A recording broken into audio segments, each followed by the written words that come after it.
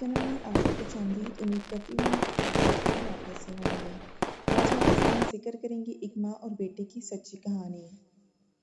मेरा नाम कलीम हैदर है। मैं फौज में मेजर था।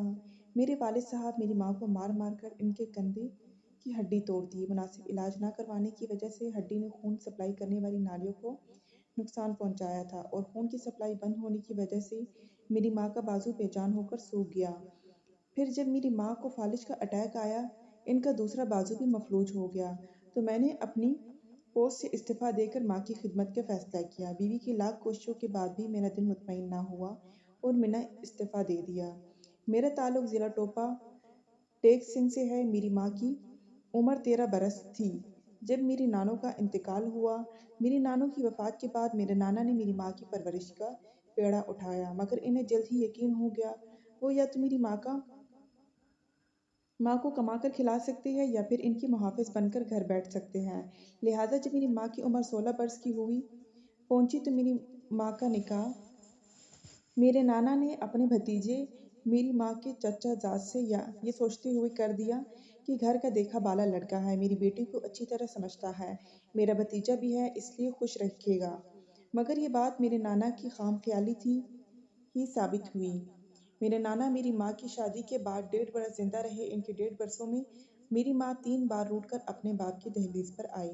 हर बार मेरे नाना ने अपने भाई मेरे दादा की मिन्नत समाजत करके मेरी माँ को वापस भिजवा दिया। 1.5 बरस बाद मेरे नाना का इंतकाल हुआ तो मेरी माँ बिल्कुल लावारिस हो गई। मेरे ददियाल वालों को खुली छूट मिल गई। अब मेरे वालिद मोहतरम के साथ साथ मेरे दादू और दोनों फूफियाँ भी मेरी माँ को पीटने का कोई मौका हाथ से न जाने देते। यहाँ तक कि एक बार मेरे वालिद साहब ने जुम्मे की नमाज के लिए जाना था और मेरी माँ की तबीयत खराब होने की वजह से इनके कपड़े इस्त्री करने ना रख पाए, तो इस बात पर उन्होंने मेरी माँ को कपड़े धोने वाले डंडे से मार मार कर इनके कंधे की हड्डी तोड़ दी। कंधे की हड्डी तोड़ने के बाद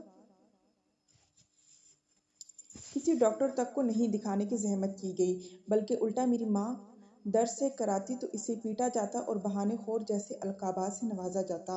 यहाँ तक कि मुसलसल हरकत में रहने की वजह से टूटी हुई हड्डी ने उंगलियों और बाजू को खून की सप्लाई करने वाली नालियों को भी कट कर दिया। जब खून की सप्लाई करने वाली नालियाँ भी कट हो गई तो खून की सप्लाई आहिस्ता आहिस्ता उंगलियों तक पहुँचना बंद हो गई और बाजू ने बेजान होना शुरू हो गया।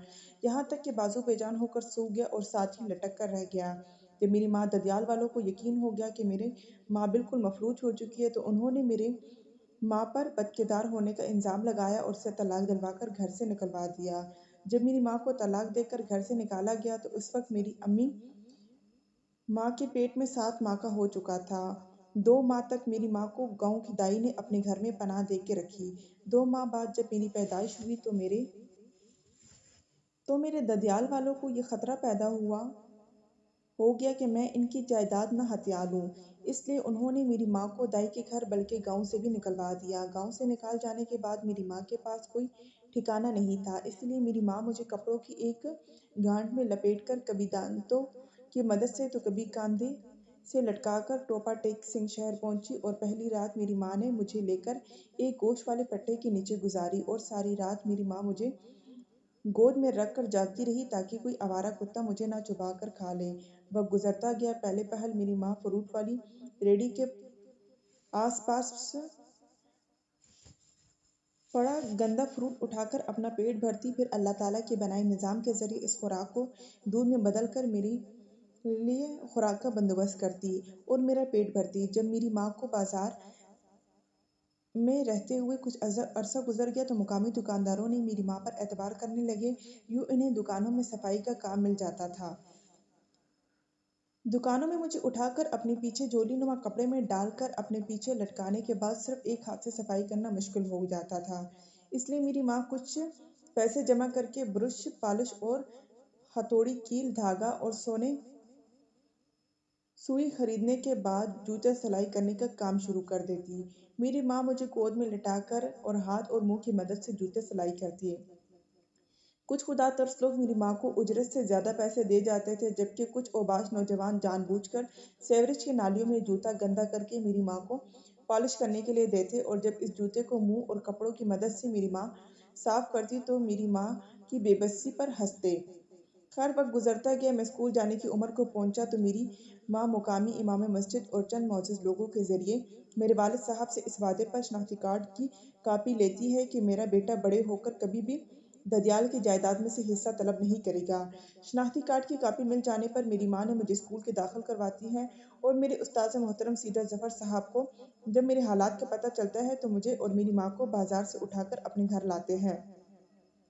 ہمیں ایک الگ کمرہ دیتے ہیں اور ہمارا سارا خرچ برداشت کرتے ہیں۔ بدلے میں میری ماں سید ظفر شاہ کا انکار کے باوجود ان کے گھر کے کام کاج کا ذمہ داری اٹھا لیتی ہے۔ میں پڑھتا رہتا ہوں یہاں تک کہ استاد محترم میرے لیے آرمی میں بطور سیکنڈ لیفٹیننٹ اپلائی کرتے ہیں۔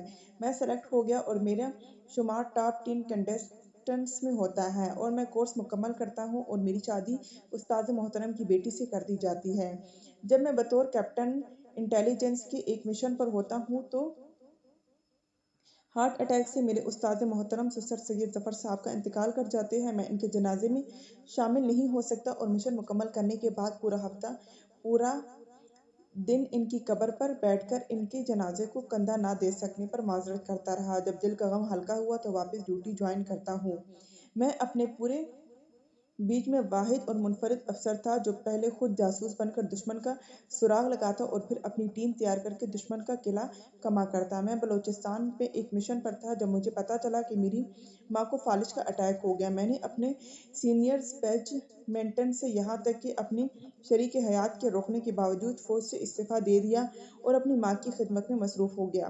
مجھے یاد ہے کہ کرنل لطیف اور بریگیڈیئر امتیاز نے مجھے کہا تھا کہ اس فیصلے کے بعد تم پچھتاؤ گی۔ میری بیگم مجھے قسم دی تھی کہ وہ میری ماں کی خدمت میں کوئی کسر نہیں چھوڑے گی۔ میں اپنے عہدے پر قائم رہوں مگر میرا دل نہیں مانا۔ میرے دل میں کہیں نہ کہیں خلش رہتی تھی کہ میری ماں جو کچھ مجھ سے کہہ سکتی ہے وہ میری بیوی سے نہیں کہہ سکتی، لہٰذا میں نے استعفیٰ دے دیا اور خود اپنی ماں کی خدمت کرنے لگا۔ میری ماں جب زندہ رہی میں نے شاید ہی کوئی رات گھر سے باہر گزاری ہو تو میں نے 24 گھنٹے میں سے 18 گھنٹے ماں کے ساتھ گزارتا۔ میں نے چھوٹا سا گاڑیوں کو شو روم بنا لیا جس میں ملازم بیٹھتا تھا اور میں سارا دن ماں کے ساتھ گزارتا تھا۔ اللہ تعالیٰ نے مجھے ماں کی خدمت کے صدقے میں اتنی برکت دی کہ میرے پاس آج بیرون ملک اور ناروے اور 7 شو روم ہیں۔ آج پاکستان میں میری اپنی انڈسٹری ہے۔ آج میری ماں فوت ہو چکی ہے، میرے بچے جوان ہو چکے ہیں۔ میری بیٹی امریکہ میں زیر تعلیم ہے۔ دونوں بیٹوں نے تعلیم مکمل کرنے کے بعد ناروے میں بزنس سنبھال کر رکھا ہے۔ میری اولاد منتظر رہتی ہے کہ کب ان کے والدین کوئی حکم دے اور وہ بجا لائے۔ کچھ عرصہ قبل میں اپنی بیوی کے ہمراہ امریکہ میں اپنی بیٹی کو ملنے گیا۔ بیٹی کے کہنے پر ہم اولڈ ہوم چلے گئے۔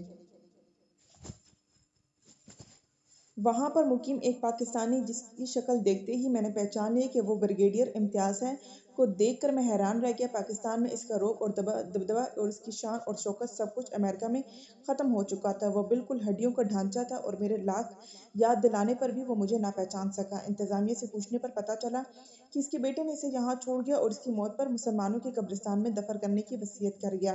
اولڈ ہوم سے واپسی پر میں تھک کر اپنی رہائش پر پہنچا تو میری بیٹی اور بیوی نے مجھے دبایا اور میرا مساج کرنا شروع کر دیا۔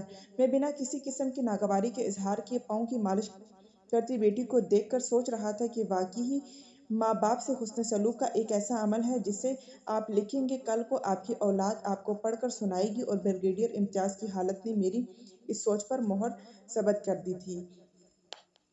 یہ تھی میری آج کی کہانی۔ ناظرین امید کرتی ہوں کہ آپ کو پسند آئی ہوگی۔ مزید اچھی اچھی ویڈیوز کے لیے ہمارے سے جڑے رہیے تاکہ ہر نئی آنے والی ویڈیوز آپ کو بر وقت مل سکے۔ باقی اپنے اور اپنے پیاروں کا بہت سا خیال رکھیے۔ اللہ نگہبان۔